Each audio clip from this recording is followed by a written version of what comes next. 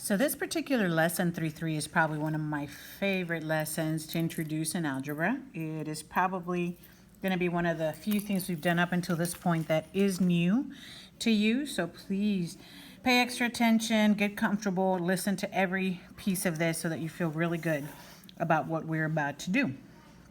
We are going to introduce something called function notation that we're going to use quite a bit the rest of the year.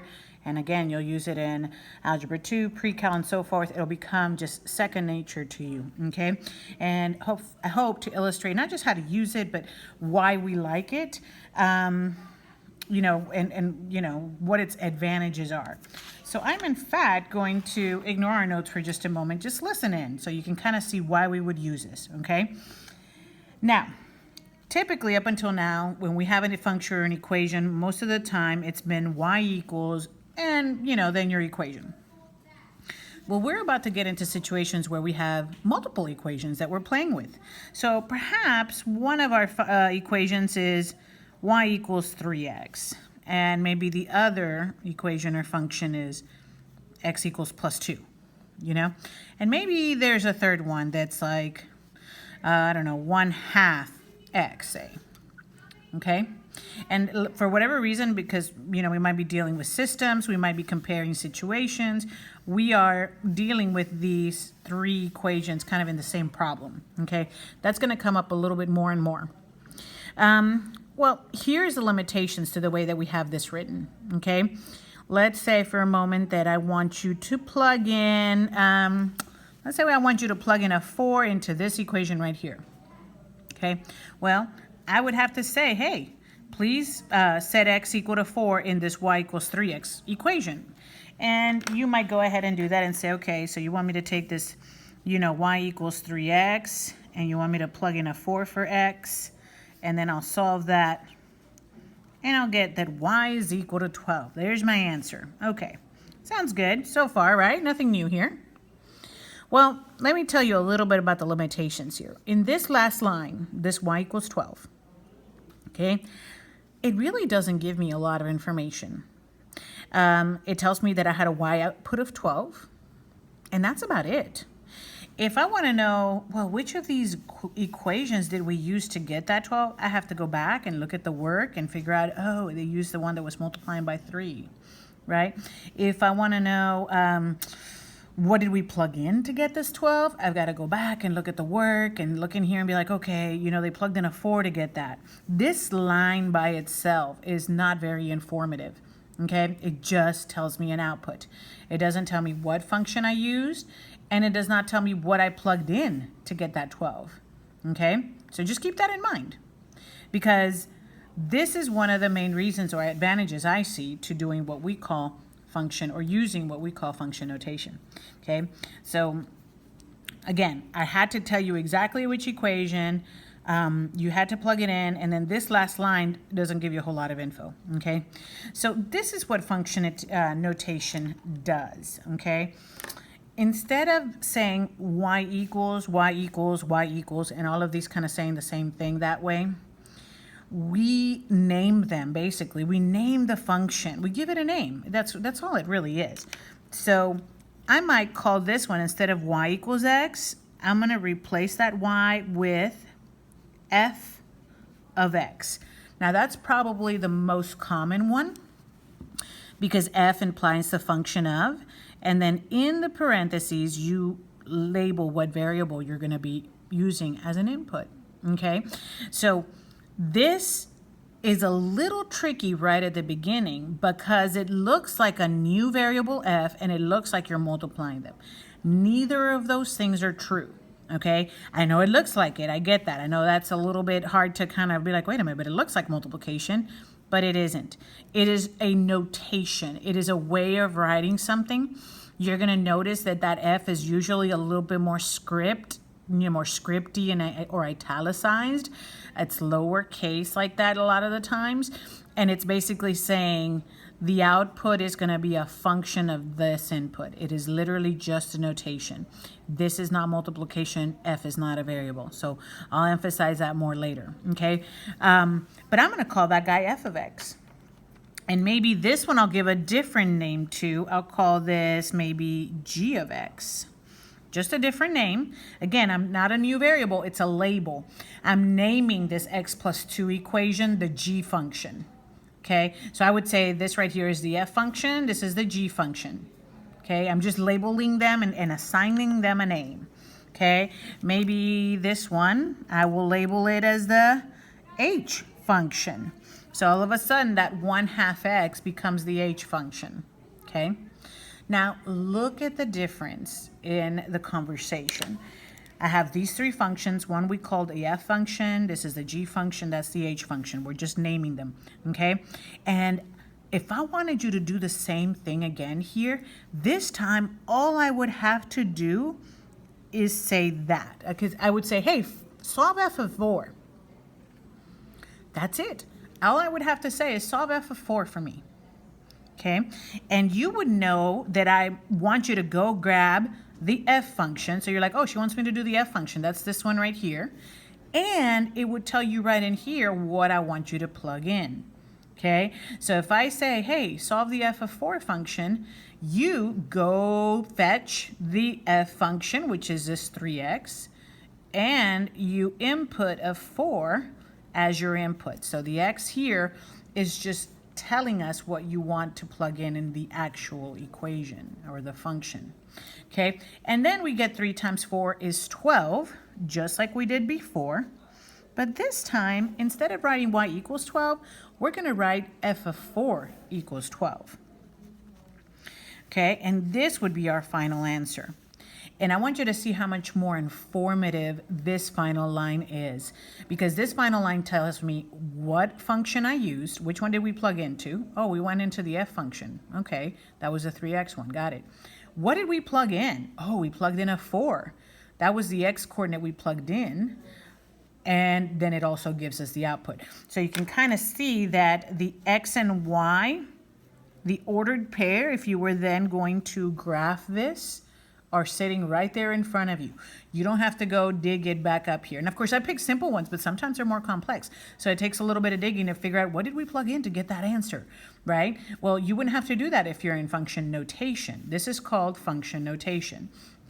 Okay, you name, instead of just saying y equals for everything, you name it, and in parentheses, you keep track of what did you plug in to get that answer. So the coordinate, the ordered pair, is kind of staring you right in the face there in that final answer.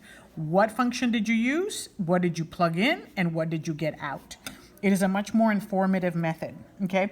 And then I don't have to waste time describing each equation. I could then say, all right, well, that sounds good, but go ahead and solve, I don't know, g of -5. And right away, you would know what to do. You would say, okay, she wants me to take the g function, plug in a -5, and tell her what the output is. And you would come here to the g function, and you would say the g function is x plus 2, but my input is going to be -5 plus 2. That's our x coordinate that we're plugging in. Okay, the x's should match. And so, again, over here, I'm not solving anything. Notice, this is just a name. Notice I didn't solve for anything. It's not a variable. I'm leaving it as g of -5. The math is happening over here in the equation. -5 plus 2 is -3. So I can say, oh, well, g of -5 is equal to -3. It'd be the same thing as saying y is equal to -3, but this is more informative. This tells us what function we plugged into, what we actually plugged in, and what did we get out as the corresponding output. So there would be an ordered pair for that g function. Okay, so that's what that's all about. That is called function notation. So just a quick crash course in the way that I like to describe that when I'm in class. Let's get a little bit more formal here in our notes. So if we're looking at the notes here, excuse me, we're gonna first of all just talk about the naming, right? The main thing is we're not introducing a new variable. I know it looks like it, but you're not. You are just giving it or assigning it a label or a name. So by naming a linear function f, or any other letter that you'd like, you can also write the function using function notation. Okay, so in equation form, typically we see something like y equals mx plus b. That's a familiar one that we have used a long time. Well, I could take y equals mx plus b and just rewrite it using function notation by replacing the y with f of x equals mx plus b. Okay, so what I want you to notice, that's the big idea here, is that y is the same thing as f of x. Okay, these are equal to each other. They're the same thing. They're interchangeable. Okay, so that's, I want you to remember, if I write it, you write it, but definitely make an emphasis for that. Okay, and that means, you know, as we graph, whenever you get your f of x output, that's going to be on your y-axis. So when you think about a graph, it is just as common from this point forward in algebra to see the graph, instead of it labeled x-axis and y-axis, to see that label as the x-axis and the f of x-axis. Okay, so they're just the same thing. Okay, that's the big thing. Same thing. Okay, but it's more informative method of writing. Okay, and you're gonna see it all the time. And after a while, I know for a little bit, your brain is gonna look at that and think, oh, that's a variable, and I've got to somehow solve it or isolate it. You won't. After about 24 hours of looking at it, your brain will immediately register, oh, that's just function notation. I'm gonna leave that alone. Okay. So the notation f of x is another name for y, same thing, right? And it's read f of x. And it could also be g of x, h of x, u of x. We've got lots of different choices down here. You can label different equations, whatever you want. But f is the most common, just kind of like the way x is the most common input.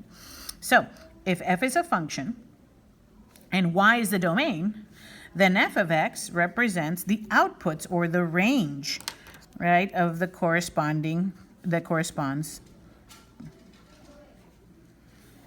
of the f corresponding to the x inputs. You can use letters other than f to name your function, such as g or h. Those are probably the most common there. Okay, so let's practice just a little bit of this. This is what we call a function table. It gives you an input. It tells you what the process was mathematically and what the output. The output used to be y. It's just now going to be f of x, and that is okay. We're going to be all right. I know this takes a little bit of adjustment in our brain, but we'll be good, okay? So let's just practice this first table. So this is the f of x function right now. They are defining the f of x as negative x plus 4. And we want to evaluate that for the following inputs, and we want to write our answer in set notation at the end. So we'll do that in just a bit. Okay, first of all, let's find these outputs.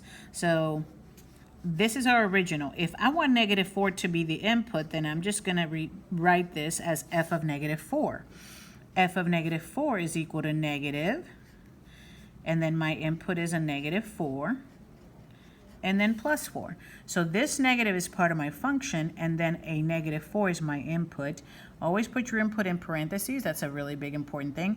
And don't confuse this negative with that one. They're both present, and then we'll simplify them as necessary. Okay, so if we do that, well, let's see, what's a double negative here becomes a positive, and positive 4 plus 4 is 8, right? So now in function notation, I can say that f of negative 4 is equal to 8. Okay, that's our output. Okay, let's do it again for 0. So f of 0 means we're doing the f function and we're plugging in a 0. Okay, I have a negative on the outside. I'm inserting a 0 where x was, and then plus 4. Well, negative 0 is still 0, and 0 plus 4 is 4. So f of 0 is 4. We'll take it up a little bit here. F of 2 is the negative. Input the 2. Evaluate this right side. That's a negative 2 plus 4 is a positive 2. So f of 2 is equal to 2. There it is. And if we want to write our solution as a set notation, okay, this is the solutions, or the range here is 2, 4, and 8. There it is. Okay, always go from low to high.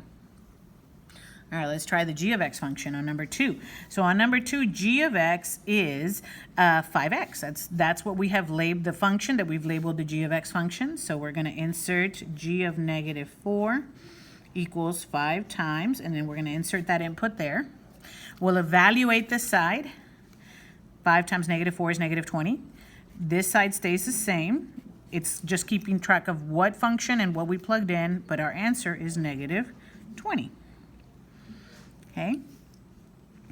On this one, g of 0 just means 5 times 0, and 5 times 0 is 0. So in this case, g of 0, oh, just kidding. Hang on. I was almost about to write that as an ordered pair. G of 0 is equal to 0. So when we plugged in a 0, we got a 0 out into the g function. And g of 2 is just 5 times 2. So g of 2 is equal to 10. And then we take those range values, those outputs, and we list them in set notation. Okay. Excuse me. Let's try the h value. So the h function, this h function is 7 minus 2x. Okay, so when we take the h function and evaluate it for an input of negative 4, that comes out, let's see, what does that give us?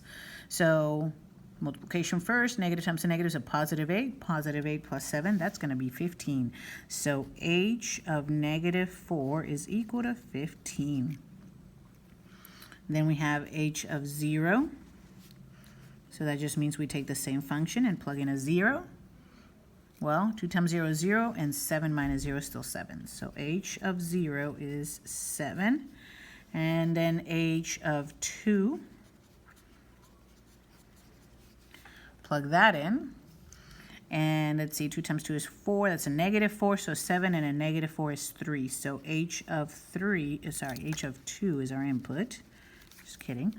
2 was our input, is equal to 3. And when we write that in set notation, our outputs were 3, 7, and 15. Okay? All right, let's try it again. Perhaps what I'd like for you to do, or to see you do, is try these. Maybe put a pause on the video, try these 3, and then when you finish them, press play on the video and see how you did. So try these on your own using the function notation. You're still just solving input, output. What's different is instead of all of these saying y equals, y equals, y equals, y equals, y equals, all the way down, now we know what we're naming the function and we're keeping track of what did we plug in for each one of those outputs, okay? So go ahead and pause it now, try it.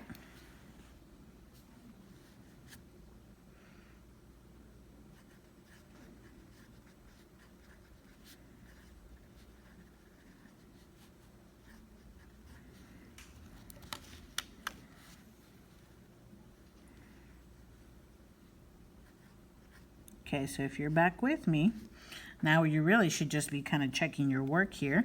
You should end up, for r of negative 1, you should get 12.25. Not a whole lot of room in this notes. I'm going to have to make a note of that. For r of 1, we're looking at 12 minus 0.25 times 1.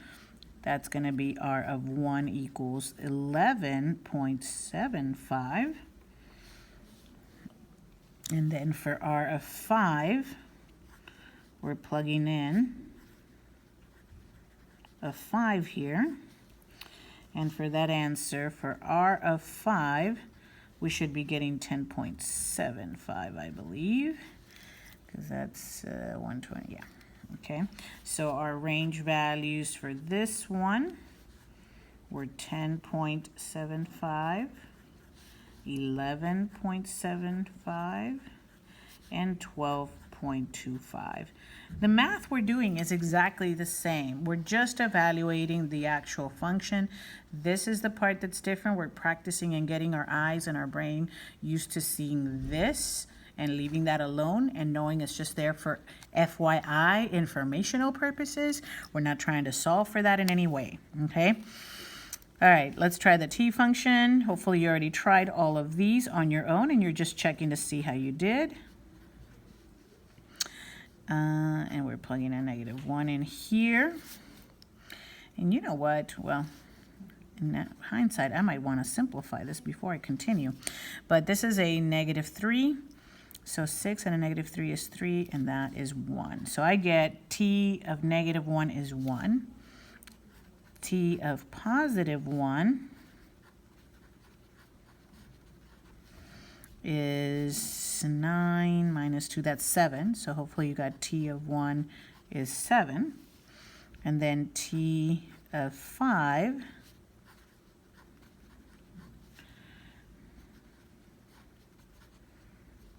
and that's what? That's 6 plus 15, that's 21, minus that, that's 19. So t of 5 should be 19.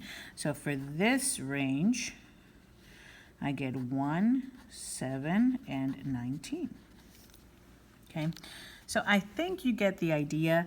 Hopefully we're going to check this one pretty quick here next, and then we're moving on. One thing you can do is you can still always simplify. Like I'm looking at this -7 and this, this -2 and this +7. I know I can combine those terms and rewrite this as -2x with a +5. A little less work there each time. So always try to simplify. So this is the u function. I'm going to look for u of -1. I'm going to use this version, which is equivalent. I'm just going to plug in a 1. But I'm going to do that -2x plus 5 version. So I'm going to plug in a -1 here. That's +2 plus that is 7. So for u of -1, I got 7. For u of +1, I get 3. Okay, because that's -2 plus 5 is 3. And then u of 5, well, that's -10, and -10 and 5, that's -5. So u of 5 is -5. So my range on this one would end up being a -5, a 3, and a 7. So our computation is still the same as when we had y's and x's. We're just rewriting what was y equals with just a different label that tells us what function we're using and what we're plugging in, so that we just keep track of that. Okay, so go ahead and flip that over. All right, now these are kind of fun and interesting. I really like this number 7, so listen up, because it's a cool, deeper thinking kind of problem. It makes you really understand what this function notation is really saying. Okay, so let's take a look at that one. It says, let n of t be the number of DVDs you have in your collection after t trips to the video store.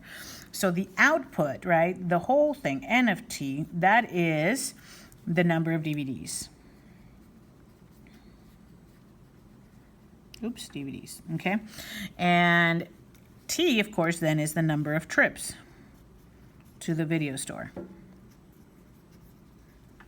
Okay, you know this is an outdated problem because nobody goes to the video store anymore. That doesn't even exist, I guess. I guess there's probably some around. All right, so explain the meaning of each statement. Okay, so I want you to think about what this says. It says n of 0 equals 8. Deeper thinking questions, guys. So, what might this mean? Well, let's think about it. What goes inside the parentheses, remember, that's the value of t. So this is what we would have inserted to t. So when I see 0, that means 0 trips to the video store. Okay? And then the whole thing, n of t, right, whatever this is a number of DVDs that we have based on the number of trips. So if I needed to interpret this, right, we might say that we had 8 DVDs after 0 trips to the video store. Or maybe in a little bit better context, it might mean that your initial collection started off with DVDs before you ever went to the video store, right? So we might say something like, you know, initially,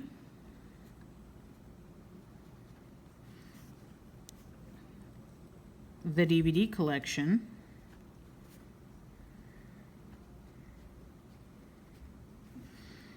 has 8 DVDs before you ever went to the store. Before going to the store, to the video store.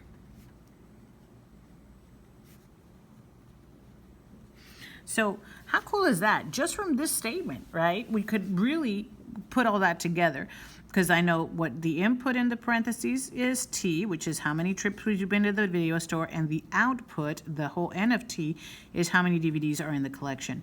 So this tells me there were 8 DVDs in the collection before we went to the video store at all, when the number of trips was 0. So probably that's what your collection started at, okay? Very similar to that is this guy right here. N of 3 is 14. So again, remember what goes in here, according to this, is T, which is the number of trips. So this must be after 3 trips to the video store, the DVD collection now had 14 DVDs in it, because that's our output, right? N of 3 is 14, so whatever this whole output is, that is the number of DVDs, okay? So we might say something here like after 3 trips,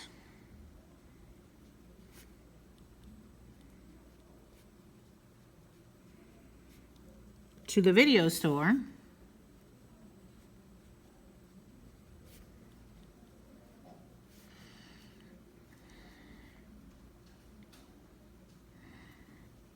the collection had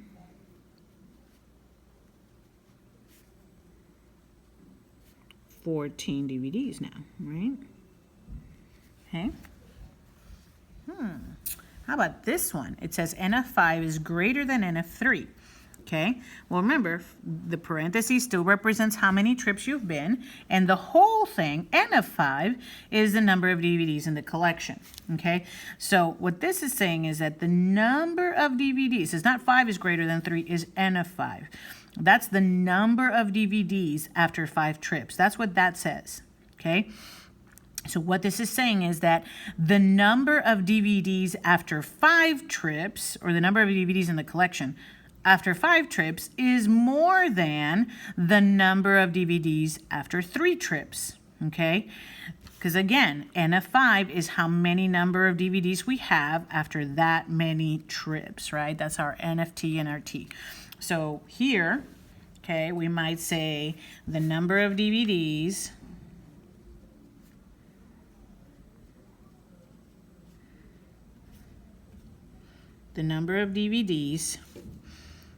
in the collection after 5 trips is more than the number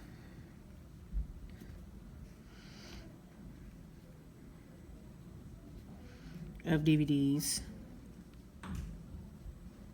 after 3 trips. Okay, that's what that's really saying. Okay, let's try this last one. All right, this is interesting. N of 7 minus N of 2 equals 10. Okay, so again, remember this whole thing is number of DVDs. So this is the number of DVDs after 7 trips minus the number of DVDs after 2 trips is equal to 10. Okay, so that means essentially that between these two number of trips, you might have gained 10, right? So that's one way to think of it. I've had students say, well, that means that, you know, the difference between the 7th trip and the 2nd trip is 10. That means that between these 2 trips, you gained a total of 10 DVDs there. Or you could just keep it more direct to the equation, and that would be okay too. Something like the difference in the number of DVDs between the 7th trip and the 2nd trip is 10, right? So maybe we'll just say, so the difference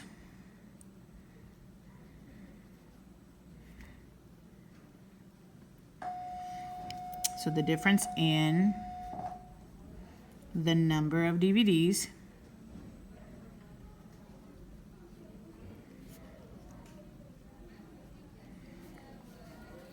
between the 7th trip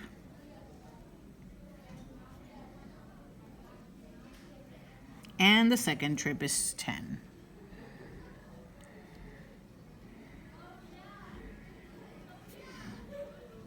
The 2nd trip is 10 DVDs. There it is. Okay.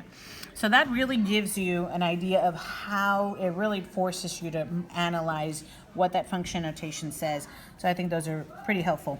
I don't know that you're going to have anything like that on the test necessarily, but it's a really good exercise as you try to get used to this function notation.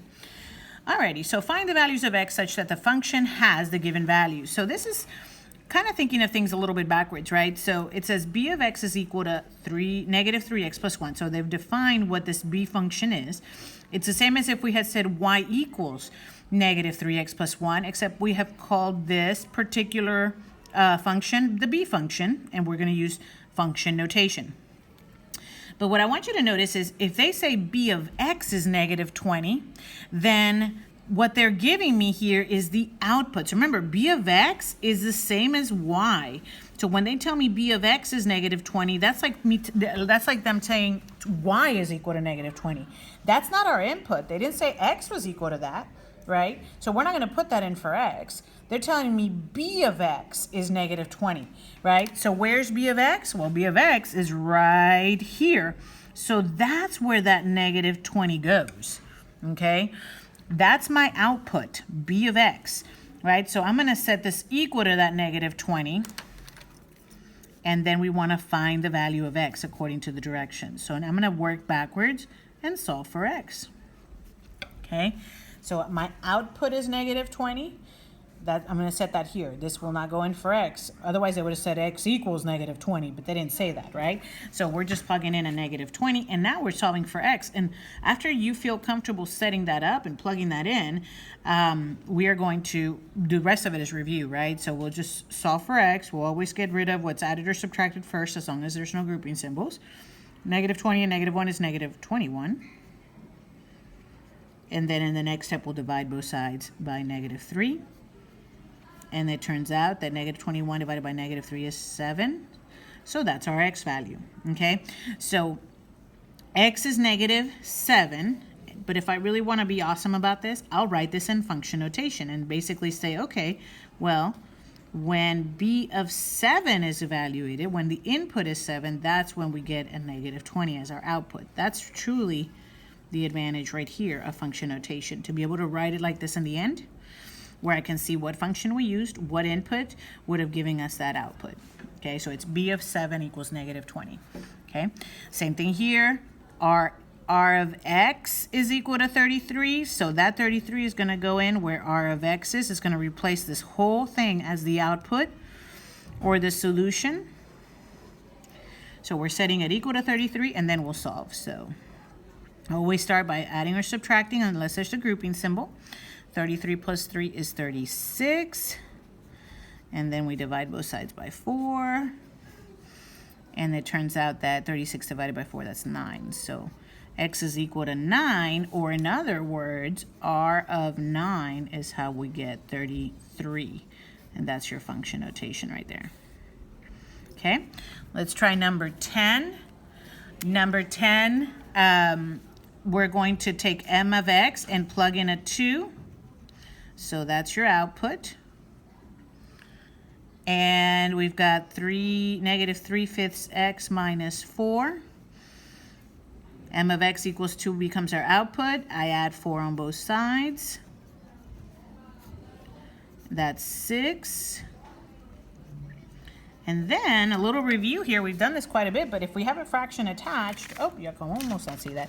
If we have a fraction attached, the way that we're going to get rid of that multiplying by that fraction is multiply by the reciprocal. So we'll multiply by the reciprocal on both sides. That cancels that. Over here, I get a negative times a positive is going to be a negative. 6 times 5 is 30. 30 divided by 3 is 10. So x is equal to negative 10, or in other words, m of negative 10 is how you get 2. There it is. Let's try this last one. Okay, w of x is our output. So we'll plug that in. Negative 18 is equal to 5 over 6x minus 3. We'll start off by adding the 3 back on both sides. Do the opposite of that. That gives us a negative 15. I'm going a little faster because we've had several practice now. In fact, you could pause it, do it, and then check. That's always a smart way to go.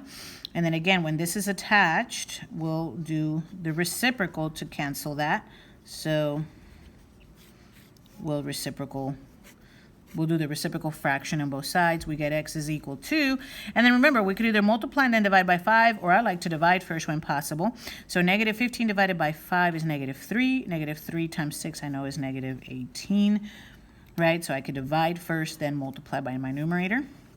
But more importantly, that just means that when W has an input of negative 18, our output is negative 18. How fun is that? So it's one of those where the input and the output were the same, but not for the same reason. There it is. Okay. So that's really function notation in a nutshell. The rest of it is just really feeling comfortable with understanding that it's the same as y even when you graph. So when we look at this right here, if we look at 12, you've got the k of x function is 1/2 x minus 2. We're going to do something similar as far as figuring out what the outputs, the k of x outputs are. This is the same as y. This y-axis is the same as k of x. They're interchangeable. They're the same thing. So hopefully you're starting to feel comfortable with that concept. These are going to be our inputs. So if we plug in a negative 4, half of negative 4 is negative 2. Negative 2 and negative 2 is negative 4. If I plug in a negative 2, half of negative 2 is negative 1. Negative 1 and negative 2 is negative 3. If I plug in a 0, half of 0 is still 0. 0 minus 2 is just a negative 2. I start to see my pattern here, negative 4, negative 3, negative 2. I'm going to go for a 1 here. Although if I check it, I plug in 2. Half of 2 is 1, and 1 minus, see, did I do that right? Half of 2 is 1. See, that should be a negative. Yeah, I should. And then if I plug in a 4, half of 4 is 2. 2 minus 2 is 0. Okay? All right.